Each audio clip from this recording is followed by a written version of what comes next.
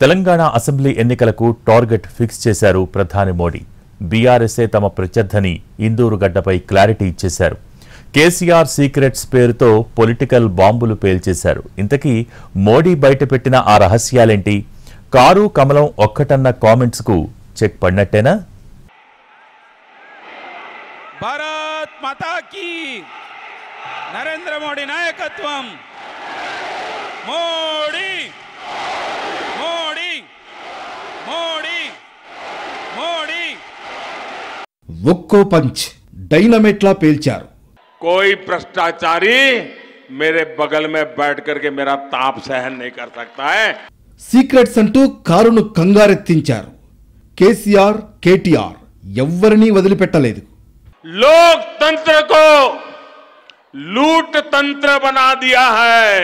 సెటైర్లతో కాంగ్రెస్ ను ఉతికారేశారు. बीआरएस का पराजय तय है. భారత్ మాతా కీ, నరేంద్ర మోడీ నాయకత్వం. ఇందూరు గడ్డపై గర్జించారు ప్రధాని మోడీ. తనదైన పంచులు, విమర్శలతో అసెంబ్లీ ఎన్నికల సమర శంఖారావాన్ని పూరించారు. బీఆర్ఎస్ విధానాల నుంచి మొదలుకుని కేసీఆర్ ఫ్యామిలీ వరకు అన్ని అంశాలను కవర్ చేస్తూ ఉతికారేశారు. బీఆర్ఎస్, బీజేపీ ఒక్కటేనంటూ కాంగ్రెస్ చేస్తున్న విమర్శలకు ఒక్క ప్రసంగంతో సమాధానం చెప్పే ప్రయత్నం చేశారాయన.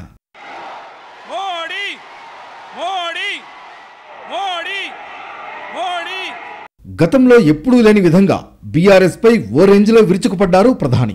కేసీఆర్, బీఆర్ఎస్ టార్గెట్ గా విమర్శలు గుప్పించారు. ఇంతకుముందు ఎప్పుడూ చెప్పని ఓ రహస్యం చెబుతా అంటూ జీహెచ్ఎంసీ ఎన్నికల తర్వాత కేసీఆర్ వైఖరి ఎలా మారిపోయిందో వివరించారు.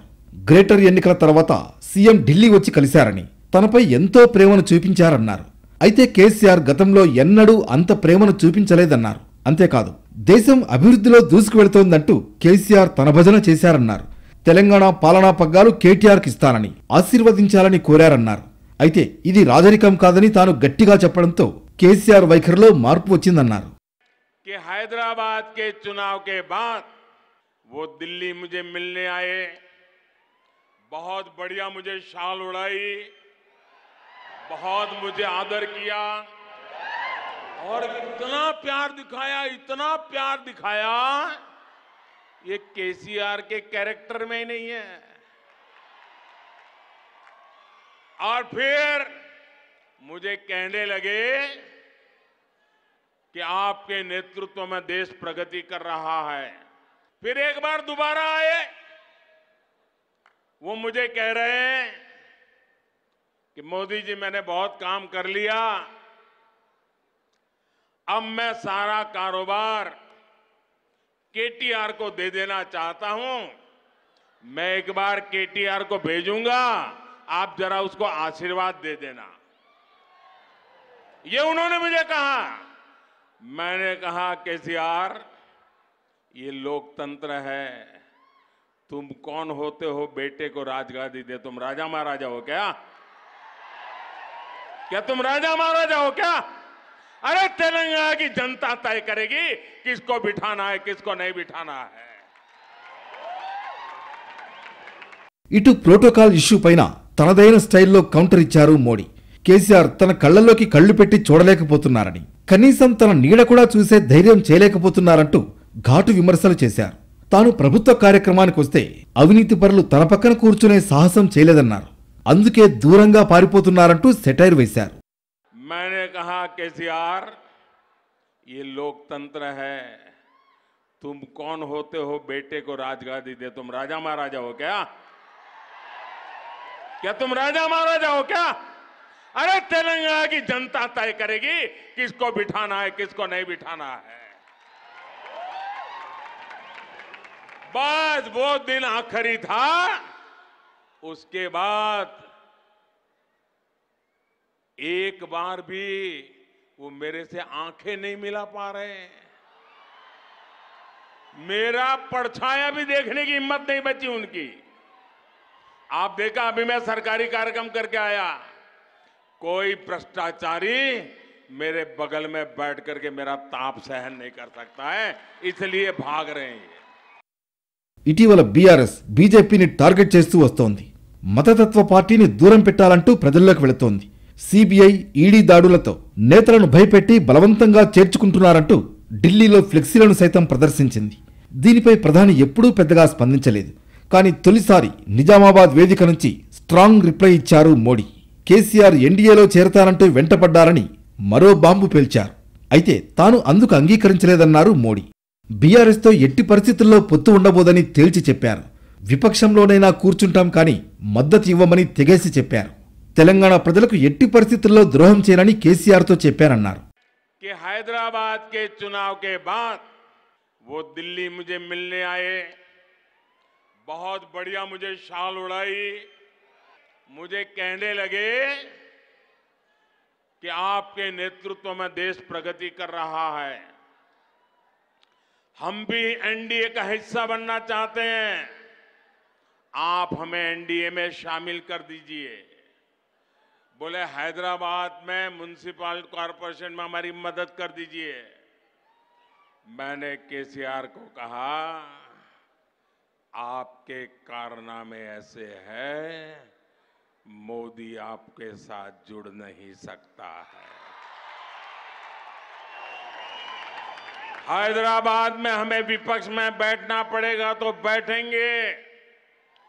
केसीआर की सरकार हमारे कार्यकर्ताओं पर जुल्म करेगी तो जुल्म सहेंगे, लेकिन हम तेलंगाना की जनता से दगा नहीं कर सकते हैं। బీఆర్ఎస్, బీజేపీ ఒక్కటేనన్న విమర్శలకు కౌంటర్ ఇచ్చారాయన.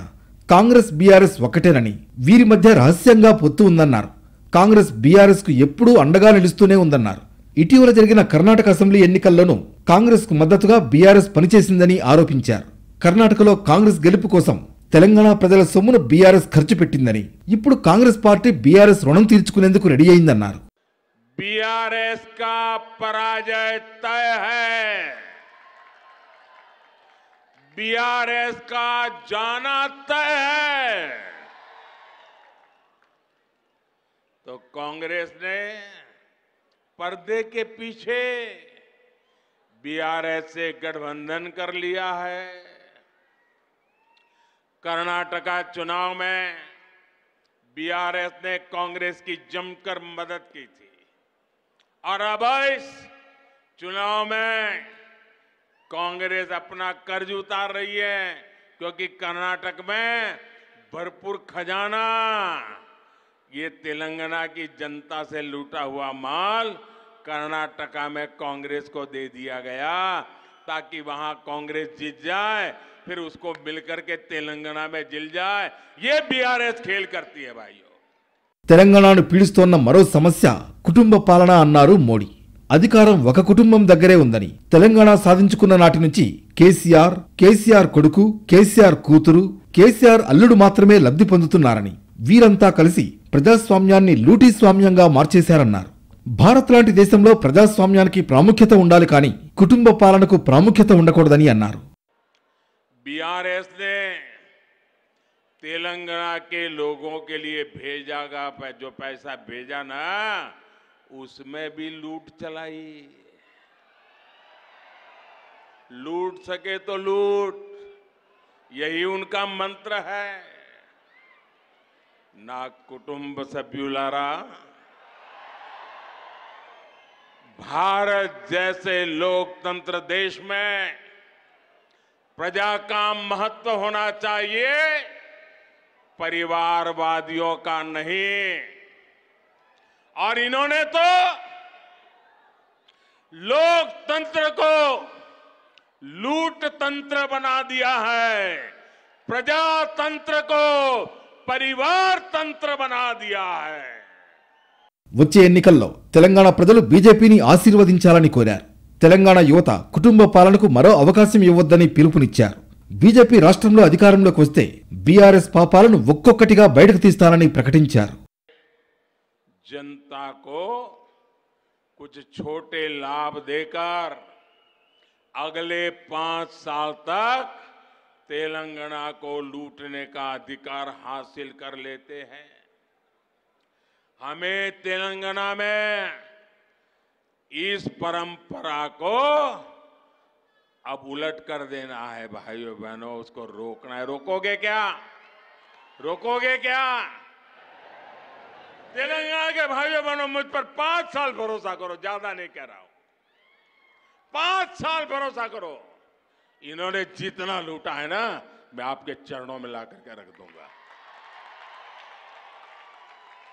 అసెంబ్లీ ఎన్నికల వేళ ప్రధాని మోడీ చేసిన ప్రసంగం ఇప్పుడు తెలంగాణలోనే కాదు, దేశవ్యాప్తంగా హాట్ టాపిక్ గా మారింది. తెలంగాణ గడ్డపై ప్రధాని బర్స్ట్ అయ్యారు. నిజామాబాద్ సభలో గుట్టు విప్పారు. ప్రత్యర్థులకు డబుల్ స్ట్రోక్ ఇచ్చిపడేశారు. ఇంతవరకు బాగానే ఉంది. అయితే మోడీ ప్రసంగాన్ని పార్టీ శ్రేణులు ఎలా రిసీవ్ చేసుకున్నాయి? రాష్ట్ర రాజకీయాల్లో ప్రధాని కామెంట్లు ఎలాంటి ప్రభావం చూపే అవకాశం ఉంది? నరేంద్ర మోడీ నాయకత్వం. తెలంగాణ ఇప్పటికే ఎన్నికల మూడ్లోకి వెళ్లిపోయింది. రేపో మాపో షెడ్యూల్ వచ్చే అవకాశం ఉంది.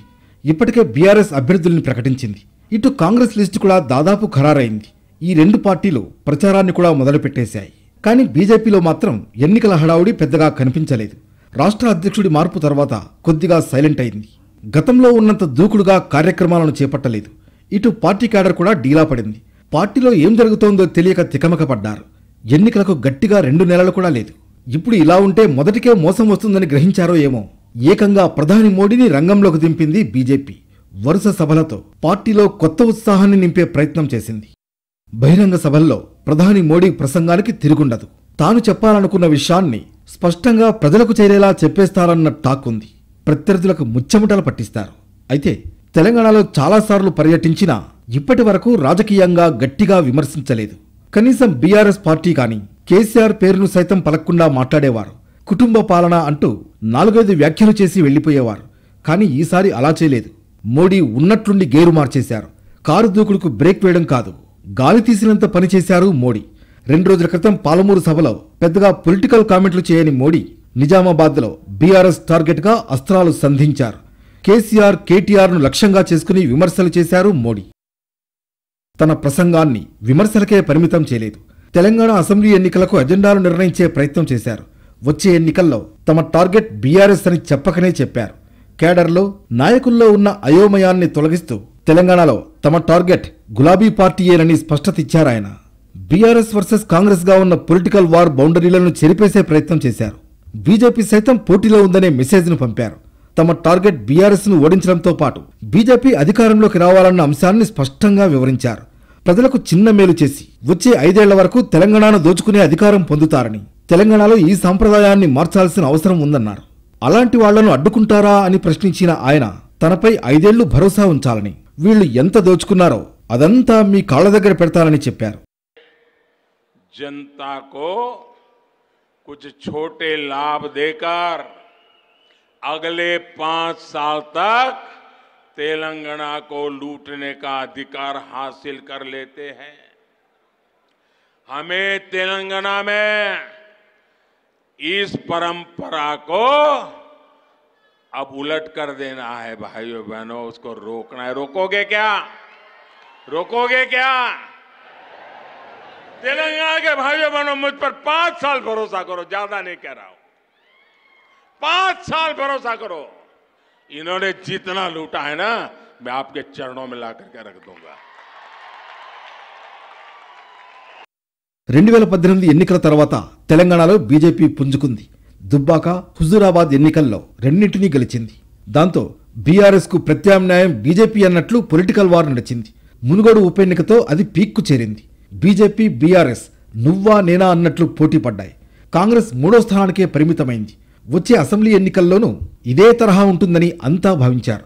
ఇంతలోనే కర్ణాటక అసెంబ్లీ ఎన్నికలు రావడం, అక్కడ కాంగ్రెస్ గెలుపుతో పరిస్థితి ఒక్కసారిగా మారిపోయింది. కన్నడ ఫలితాలు తెలంగాణలో కాంగ్రెస్ శ్రేణుల్లో ఉత్సాహం నింపాయి. ఇదే సమయంలో బీజేపీ రాష్ట్ర నాయకత్వంలో గ్రూప్ రాజకీయాలు ముదిరాయి. ఒకరిపై ఒకరు అధిష్టానానికి ఫిర్యాదు చేసుకునే వరకు వెళ్లారు. మెల్లిమెల్లిగా పార్టీ డీలా పడుతూ వచ్చింది. రాష్ట్రంలో బీఆర్ఎస్ వర్సెస్ కాంగ్రెస్ అన్నట్లుగా పొలిటికల్ వార్ నడుస్తోంది. బీజేపీ 3వ స్థానానికి పరిమితమైంది. దాంతో తన పదునైన స్పీచ్తో పార్టీని మళ్లీ పట్టాలెక్కించే ప్రయత్నం చేశారు మోడీ. ఇటు కాంగ్రెస్ ను సైతం వదిలిపెట్టలేదు. బీజేపీ, బీఆర్ఎస్ ఒక్కటేనని అంటూ రాహుల్ సహా ఇతర కాంగ్రెస్ నేతలు చేస్తున్న ఆరోపణలకు కౌంటర్ ఇచ్చారు.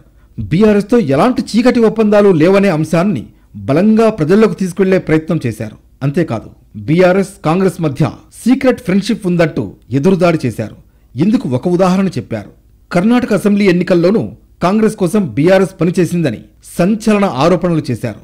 అంతేకాదు కాంగ్రెస్ గెలుపు కోసం తెలంగాణ ప్రజల సొమ్మును బీఆర్ఎస్ ఖర్చు పెట్టిందని, ఇప్పుడు కాంగ్రెస్ పార్టీ బీఆర్ఎస్ రుణం తీర్చుకునేందుకు రెడీ అయిందన్నారు. తెలంగాణ రాష్ట్ర అభివృద్ధిని కేంద్రం అడ్డుకుంటోందంటూ బీఆర్ఎస్ నేతలు పదే పదే చేస్తున్న విమర్శలకు అదే స్థాయిలో కౌంటర్ ఇచ్చారు. సెప్టెంబర్ 17ను ప్రస్తావిస్తూ గుగ్లీ విసిరారు. గుజరాతీ అయిన సర్దార్ వల్లభాయ్ పటేల్ తెలంగాణకు నిజాం నుంచి విముక్తి కలిగించారన్న మోడీ మరో గుజరాతీగా తెలంగాణ అభివృద్ధికి కృషి చేస్తున్నారని చెప్పారు. తనపై చూపిస్తున్న ప్రేమకు సలాం అంటూ తనదైన స్టైల్లో రిప్లై ఇచ్చారు. गुजराती बेटा सरदार वल्लभ भाई पटेल, उसने ताकत का परिचय दिया और आपकी आजादी को पक्का कर दिया. आज दूसरा गुजराती बेटा आपकी समृद्धि के लिए आया है, आपके विकास के लिए आया है, आपकी भलाई के लिए आया है. కమలం నేతలకు మోడీ స్పీచ్ బూస్ట్ ఇచ్చినట్లయింది. బండి సంజయ్ కేసీఆర్ కు ఛాలెంజ్ చేశారు. నిజామాబాద్ సభలో ప్రధాని మోడీ నిజాలు చెబితే ఉలుకెందుకని ప్రశ్నించారు.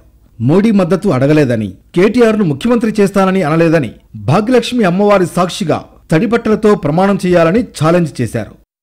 ఇందూరు వేదికగా మోడీ ఈ కామెంట్ చేయడానికి బలమైన కారణాలు ఉన్నాయి. తెలంగాణలో పార్టీ కాస్తో కూస్తో బలంగా ఉందంటే అది ఉత్తర తెలంగాణలోనే. 2019 సార్వత్రిక ఎన్నికల్లో ఇక్కడ బీజేపీ సత్తా చాటింది.